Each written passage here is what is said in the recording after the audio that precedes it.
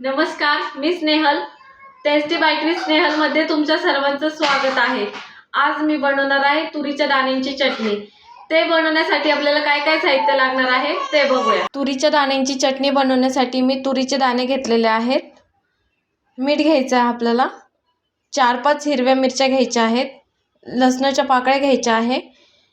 कढीपत्ता घ्यायचा आहे आणि जिरे मोहरी घ्यायचे आहे. आपल्याला ताव्यावरती मिरची भाजून घ्यायची आहे. आपली मिरची भाजून झालेली आहे. तिला आता आपण काढून घेऊ आणि आता आपण जे तुरीचे दाणे घेतले होते ते भाजून घेऊ.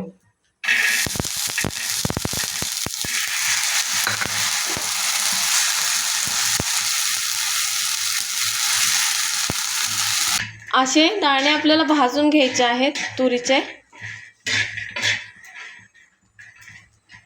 दाणे आपले भाजून झालेले आहेत. आता आपण यांना काढून घेऊ.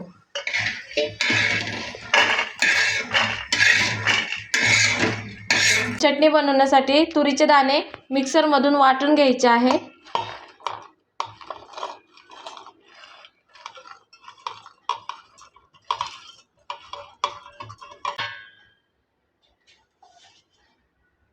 लसूण घ्यायचा आहे आपल्याला.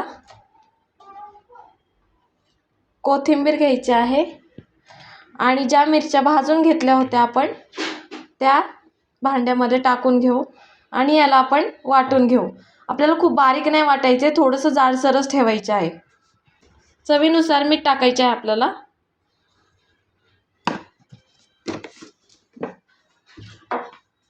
आता आपण याला वाटून घेऊ. असे आपल्याला जाडसर दाणे वाटून घ्यायचे आहे. आता आपण याला फोडणी देऊन घेऊ. आपण तेल घेतलेलं आहे कढईमध्ये. आपण जिरे मोहरी टाकून घेऊ. कढीपत्ता टाकायचा आहे आपल्याला.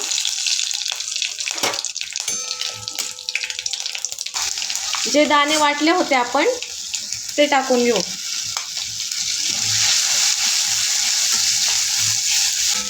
आपल्याला याला चांगलं परतून घ्यायचे आहे.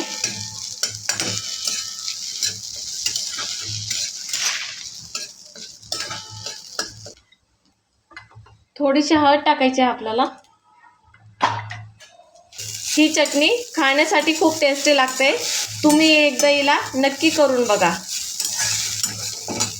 आपली चटणी चांगली परतून झालेली आहे. आता आपण हिला काढून घेऊ. आपली तुरीच्या दाण्याची चटणी तयार झालेली आहे. ही चटणी तुम्ही चपातीबरोबर खाऊ शकता किंवा भाकरीसोबत खाऊ शकतात. ही खाण्यासाठी खूप टेस्टी लागते.